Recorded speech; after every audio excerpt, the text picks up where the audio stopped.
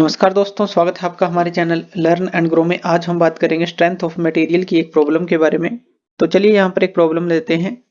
तो यहाँ पर एक क्वेश्चन हमें दिया गया है, for a given material young modulus is 150 giga Newton पर मीटर स्क्वायर। कोई एक मटेरियल है जिसके लिए हमें यंग मॉडुलस दिया गया है और शेयर मॉडुलस दिया गया है 65 गीगा न्यूटन पर मीटर स्क्वायर। हमें क्या करना है, इसके अंदर बल्क मॉडुलस को निकालना है और लेटरल कंट्रैक्शन को निकालना है। ये जो मटेरियल है ये एक राउंड बार है 45 mm डायमीटर की और 3.4 मीटर लेंथ है और इसको जब स्ट्रेच किया जाता है 2.5 mm तब ये चीजें हमें निकालनी है, यानी कि बल्क मॉडुलस और लेटरल कंट्रैक्शन। इनके बारे में भी अभी समझेंगे, पूरा बेसिक समझेंगे कि ये क्या चाहता है हमसे ये जो क्वेश्चन है। पहले हम यहाँ पर एक फिगर बना लेते हैं। यहाँ पर हम एक बार को फिक्स कर देते हैं, इस तरह से एक राउंड बार है जैसे ही क्वेश्चन में दिया गया है और यहाँ पर जो इसकी डायमीटर है वो हमें दी गई है 45 mm, यानी कि ये जो डायमीटर है डी हम लिख लेते हैं इसको। डी जो है हमें दिया गया है 45 mm, ये जो डायमीटर है और जो इसकी लेंथ है वो मीटर में दी गई है, यानी कि ये mm में अभी दिया गया है, इसको मीटर में कन्वर्ट कर लेंगे हम। अभी जो गिवन डाटा है वो लिख रहे हैं। ये 3.4 मीटर है, यानी कि ये जो लेंथ हमें दी गई है यहाँ से यहाँ तक, ये जो लेंथ है इसकी, ये हमें कितनी दी गई है, ये दी गई है 3.4 मीटर। ये मीटर में है, ये mm में है, इसको मीटर में कन्वर्ट कर लेंगे। तो पहले जो है कुछ बेसिक हम यहाँ पर समझ लेते हैं, इस क्वेश्चन से रिलेटेड जो हमारे पास कुछ बेसिक है वो समझ लेते हैं। तो यहाँ पर सबसे पहले हम समझते हैं कि जो यंग मॉडुलस होता है वो क्या होता है। इसको हम ई से डिनोट करते हैं। ये एक तरह से मेजर होता है मटेरियल रेजिस्टेंस का या मटेरियल स्टिफनेस का, हम इसको मेजर कह सकते हैं, यानी कि मापने का काम करता है मटेरियल रेजिस्टेंस को या स्टिफनेस को टू इलास्टिक डिफॉर्मेशन, जब उसके अंदर इलास्टिक डिफॉर्मेशन आती है अंडर टेंसाइल और कंप्रेसिव स्ट्रेस। तो उस चीज को मापने का काम एक तरह से मेजर करने का काम जो है यंग मॉडुलस करता है। इसको जो है हम ऐसा कह सकते हैं कि कितना मटेरियल जो है वो खींचा है या कंप्रेस हुआ है जब हमने उसके ऊपर फोर्स अप्लाई की है।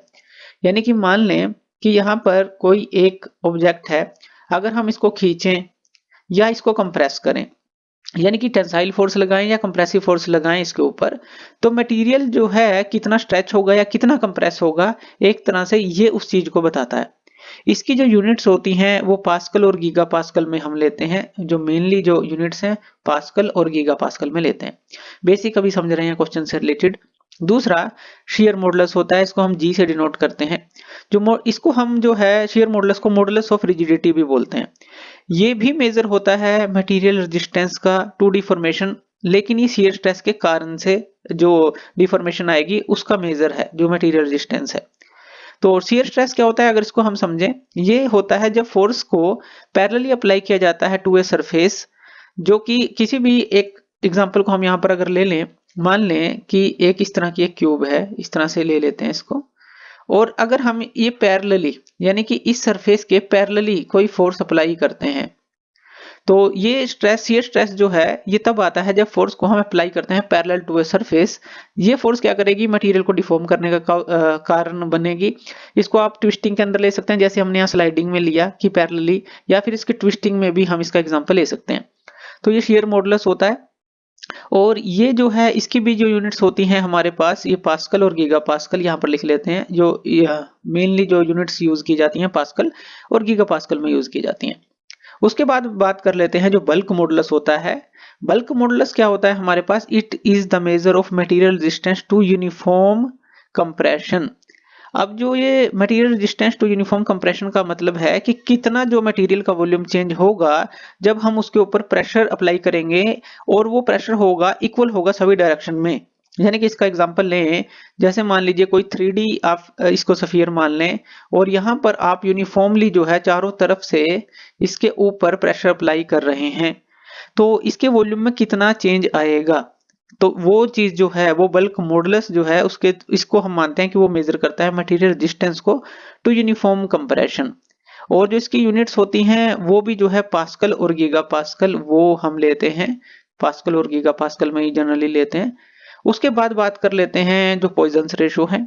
पॉइजन्स रेशो क्या होता है, ये रेशो होता है दो चीजों का, lateral strain to the longitudinal strain. Lateral strain क्या होता है, अगर इसके अंदर हम बात करें, मान लीजिए हमारे पास कोई इस तरह की एक रोड है, इस तरह की एक रोड मान लें हमारे पास, अगर हम इसके अंदर बात करें, ये रेशो है लेटरल स्ट्रेन और लॉन्गिट्यूडिनल स्ट्रेन का, तो लेटरल स्ट्रेन होता है चेंज इन विड्थ जो आएगी, यानी कि मान लीजिए हम इसको खींचें या दबाएं, कुछ भी कर लें, तो इसकी विड्थ में जो चेंज आएगा, यानी कि इस तरह से अगर हम देखें विड्थ में जो चेंज आएगा वो तो लेटरल स्ट्रेन आ गया, और जो लेंथ में चेंज आएगा, इस तरफ जो चेंज आएगा खींचने या दबाने से, वो लॉन्गिट्यूडिनल स्ट्रेन हो गया।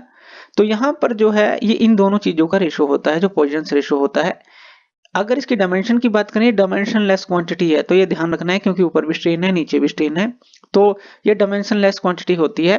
और ये बताता है कि कोई भी मटेरियल जो है वो कॉन्ट्रैक्ट कितना करेगा विड्थ के अंदर और स्ट्रेच कितना करेगा लेंथ के अंदर अगर हम उसको खींचते हैं। इसी तरह से वाइस वर्सा हम कह सकते हैं कंप्रेशन के लिए। तो ये कुछ बेसिक सी चीजें हमें याद होनी चाहिए इस क्वेश्चन के लिए, और अगर हमें जरूरत पड़ेगी तो हम और भी बेसिक इसका समझ लेंगे।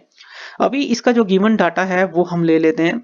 अब यहाँ पर एक और चीज, हम ये जो लेटरल कॉन्ट्रैक्शन है इसको भी हम समझ लेते हैं। लेटरल कॉन्ट्रैक्शन का मतलब है कि जब हम इसको खींचेंगे, यानी कि इस रोड को जब हम खींचेंगे, जैसा यहाँ पर कहा है कि इसको स्ट्रेच करना है, जब हम इसको खींचेंगे तो इसके जो डायमीटर के अंदर कितना डिक्रीज होगा, क्योंकि देखिए कोई भी इस तरह की रोड है, अगर आप उसको खींचेंगे तो लेंथ जो है वो इंक्रीज होगी क्योंकि खींच रहे हैं, और डाया जो है डिक्रीज होगा। तो लेटरल कंट्रैक्शन का मतलब है, जैसा हमने कहा विड्थ की बात की थी, यहाँ पर डायमीटर है तो डायमीटर की बात करेंगे, राउंड बार है, तो कितना इसका डायमीटर डिक्रीज होगा वो लेटरल कंट्रैक्शन के अंदर हम लेंगे, यानी कि डिक्रीज इन डायमीटर और विड्थ जो हमने बात की थी मटेरियल की, जब इसको खींचा जाता है तो वो लेटरल कंट्रैक्शन होगा। तो ये चीज हमें यहाँ पर ध्यान रखनी है। सारी चीजें हमने देख ली जो बेसिक है, तो चलिए अब इसको सोल्व करते हैं इस क्वेश्चन को। तो यहाँ पर सबसे पहले कुछ जो गिवन डाटा है वो लिख लेते हैं। जो यंग मॉडुलस ई है वो हमें दिया गया है गीगा न्यूटन पर मीटर स्क्वायर में। गीगा का मतलब है 10⁻⁹, तो यहाँ पर हम 10⁻⁹ न्यूटन पर मीटर स्क्वायर में इसको लिख लेंगे। दूसरा, शेयर मॉडुलस हमें दिया गया है, शेयर मॉडुलस जो है जी हमें दिया गया है, यानी कि ये 65 गीगा न्यूटन पर मीटर स्क्वायर दिया गया है। गीगा का मतलब है 10⁻⁹, तो न्यूटन पर मीटर स्क्वायर में हमने लिख लिया। उसके बाद जो डायमीटर है वो 45 mm हमें दिया गया था, इसको मीटर में कन्वर्ट कर लेंगे 0.045 मीटर आ जाएगा। तो ये हमें पता है कैसे करना है, 1000 से इसको डिवाइड कर देंगे तो वहां पर जो है ये 0.045 मीटर आ जाएगा। लेंथ जो है मीटर में ही दी गई है तो सीधा इसको 3.4 मीटर लिख लेंगे। उसके बाद एक्सटेंशन जो दी गई है वो हमें दी गई है 2.5 mm, यानी कि जब हम उसको स्ट्रेच करते हैं 2.5 mm तो इसको मीटर में करेंगे तो ये हमारे पास क्या आ जाएगी 0.0025 मीटर। तो हमने इसको मीटर में कन्वर्ट कर लेना है। अब हमें क्या करना है, सबसे पहले हम निकालते हैं जो अभी हमने बेसिक समझे, पॉइजंस रेशियो को हम निकालते हैं। अब जो ई जी और न्यू, इन तीनों के बीच में जो रिलेशन है, ई जी और न्यू का क्या मतलब है, यंग मॉडुलस, शियर मॉडुलस और पॉइजंस रेशियो, इन तीनों के बीच में हमें एक रिलेशन मिलता है। ये चीजें हमें याद रखनी है सॉम के अंदर। तो ये हमारे पास फॉर्मूला होता है E इक्वल टू 2G और 1 प्लस न्यू। ये फॉर्मूला होता है इन तीनों के बीच में, ई जी और न्यू के बीच में ये रिलेशन होता है। तो यहां से हम इस पॉइजंस रेशियो को फाइंड आउट करेंगे। अब इसी रिलेशन से अगर हम इस न्यू को निकालें, ये न्यू क्या आ जाएगा, अब ये ई है और ये 2G इसके नीचे चला जाएगा, तो यहाँ पर ये क्या आ जाएगा E/2G, और ये जो 1 है उस तरफ चला जाएगा, माइनस का 1 हो जाएगा। तो न्यू की वैल्यू ये आ गई। अब E की वैल्यू है हमारे पास, E की वैल्यू भी है, G की वैल्यू भी है, तो यहाँ पर हम पुट कर सकते हैं।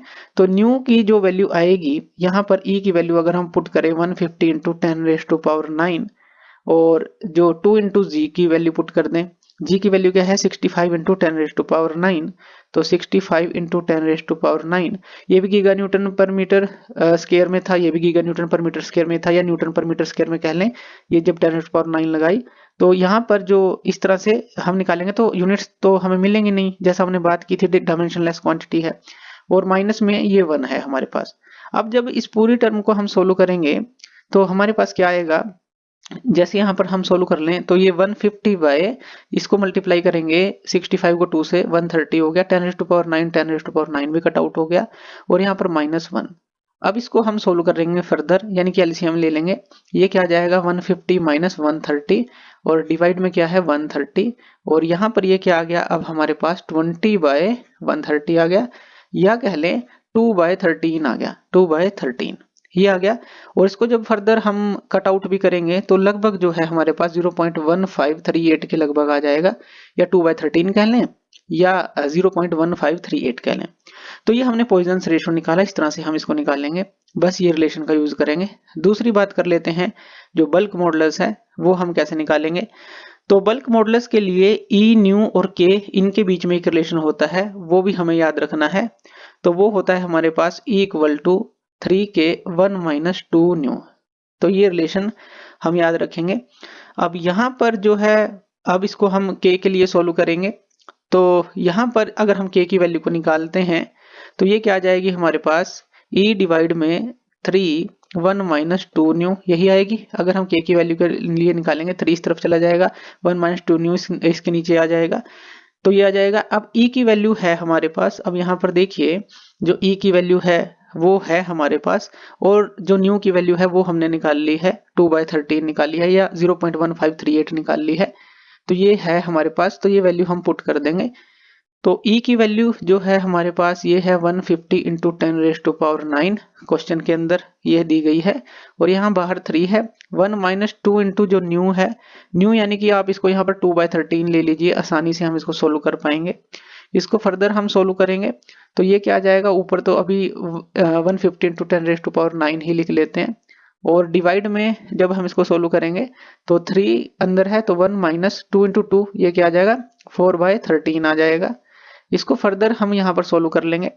अब यहाँ पर देखिए एलसीएम ले लेंगे, यानी कि 150 इंटू 10⁻⁹ तो ऊपर है ही, यहाँ एलसीएम ले लेंगे, 3 बाहर है, 13 माइनस 4 आ जाएगा, 13 माइनस 4 डिवाइड में 13 ये आ गया। फर्दर इसको सोल्व करेंगे तो यहाँ पर ये क्या आ जाएगा, 150 इंटू 10⁻⁹, और यहाँ पर जब हम इसको सोल्व करेंगे ये 9/13 आ जाएगा, यानी कि ये क्या आ गया, 3 इंटू 9/13 आ गया, यानी कि पूरा हम इसको सोल्व करेंगे। फिर उसके बाद फर्दर इसको सोल्व करते हैं। फर्दर जो है जब हम इसको सोल्व करेंगे तो ये हमारे पास आ जाएगा 150 इंटू 10⁻⁹ इंटू ये जो 13 है इसको ऊपर ले लेते हैं, 13 ऊपर ले लेते हैं, और नीचे जो है ये मल्टीप्लाई हो जाएगा 39 के साथ, ये आ जाएगा 27। उसके बाद कैलकुलेटर से आप इसको सोल्व कर लेंगे, और ये जो लगभग है 72.22 इंटू 10⁻⁹ और न्यूटन पर मीटर स्क्वायर में ये हमें मिल जाएगा। तो इस तरह से, क्योंकि न्यू की तो कोई हमारे पास डायमेंशन लेस क्वांटिटी थी, ये तो ई की थी हमारे पास न्यूटन पर मीटर स्क्वायर, तो ये हमारे पास के की वैल्यू आ जाएगी। यानी कि हमने बल्क मॉडुलस को यहाँ पर निकाल लेना है, या आप इसको गीगा न्यूटन में भी लिख सकते हैं, क्योंकि ये 10⁻⁹ में है तो वो भी लिख सकते हैं। अब हम निकालेंगे लेटरल कंट्रैक्शन को। लेटरल कंट्रैक्शन जो कि चेंज इन डायमीटर आया है या डिक्रीज इन डायमीटर कह लें, वो निकालेंगे। तो इसके लिए हमें न्यू का फॉर्मूला यूज करना पड़ेगा, जो कि है हमारे पास लेटरल स्ट्रेन, ये हमने पहले भी डिस्कस किया था, लेटरल स्ट्रेन डिवाइड में लॉन्गिट्यूडनल स्ट्रेन, लॉन्गिट्यूडनल स्ट्रेन, और बाहर माइनस का साइन रखते हैं क्योंकि हम इसको पॉजिटिव में चाहते हैं। अभी इतना समझ लें। अब जो हमारे पास लॉन्गिट्यूडनल स्ट्रेन है, इसका मतलब क्या है, डेल एल बाई एल, यानी कि change in length bye original length, और लेटरल स्ट्रेन का मतलब क्या है, डेल डी बाई डी, यानी कि change in diameter by original diameter. तो न्यू हमारे पास एक तरह से क्या हो गया, डेल डी बाई डी और डिवाइड में डेल एल बाई एल, ये हो गया। अब अगर इसको ऐसे लिख लें हम, डेल डी बाई डी लिख लें और यहाँ पर लिख लें डेल एल बाई एल, तो यहाँ से डेल डी की वैल्यू को निकालते हैं। जो चेंज इन डायमीटर है वही तो है लेटरल कंट्रैक्शन, जो डिक्रीज इन डायमीटर आया है, तो यहाँ पर हम डेल डी को निकालते हैं। डेल डी हमारे पास क्या आ जाएगा, minus nu into D into del L by L, यही आएगा डेल डी। तो ये जो न्यू है हमारा, जो यानी कि जो डेल एल बाई एल है, इस न्यू से मल्टीप्लाई होगा और डी भी उस तरफ जाके मल्टीप्लाई होगा, तो ये चीज हमारे पास आ जाएगी। डेल डी को हम इस तरह से निकाल सकते हैं। अब यहाँ पर बस वैल्यू पुट करनी है। न्यू की वैल्यू क्या थी हमारे पास, 2/13 थी, तो माइनस 2/13 हो गया, और डी की वैल्यू थी, अगर मीटर में देखें 0.045 मीटर, ये क्वेश्चन के अंदर हमें दिया गया है। अगर हम इसको देखें तो देखिए ये 0.045 मीटर, तो हर एक चीज जो है क्वेश्चन में हमें दी गई है, तो ये आ गया हमारे पास। उसके बाद जो हमारे पास वैल्यू थी डेल एल की, वो हमें दी गई है, यानी कि जब हमने स्ट्रेच किया 0.0025 ये थी, और डिवाइड में जो एल था 3.4 मीटर था। ये सब कुछ हमें क्वेश्चन में दिया गया है। यहाँ पर देखिए ये भी दिया गया है एक्सटेंशन, और ये लेंथ भी दी गई है 3.4 मीटर, तो हर चीज दी गई है। तो यहाँ पर बस अब हमें इसको सोल्व कर लेना है। जब हम इसको सोल्व करेंगे तो जो डेल डी की वैल्यू है इसको पूरा सोल्व कर लेंगे, कैलकुलेटर के थ्रू आप इसको सोल्व करेंगे, तो ये आ जाएगी लगभग 5.08, और माइनस में ये रहेगी क्योंकि माइनस का साइन है, इंटू 10⁻⁻6 मीटर, ये आ जाएगी। और अगर आप इसको mm में लिखना चाहते हैं तो ये आ जाएगी -0.00508 mm। तो इतनी जो है हमारे पास लेटरल जो कॉन्ट्रैक्शन आ जाएगी। नेगेटिव साइन क्या दिखा रहा है यहाँ कि कॉन्ट्रैक्शन है, डिक्रीज हमें मिला है। तो इस तरह से हम ये क्वेश्चन सोल्व करेंगे। हमने इसके अंदर इसके बेसिक समझे और इसको समझा कि ये कैसे सोल्व करेंगे। तो थैंक यू वीडियो देखने के लिए, और इसी तरह की वीडियोस के लिए आप हमारे चैनल लर्न एंड ग्रो पे हमें सब्सक्राइब कर सकते हैं। धन्यवाद।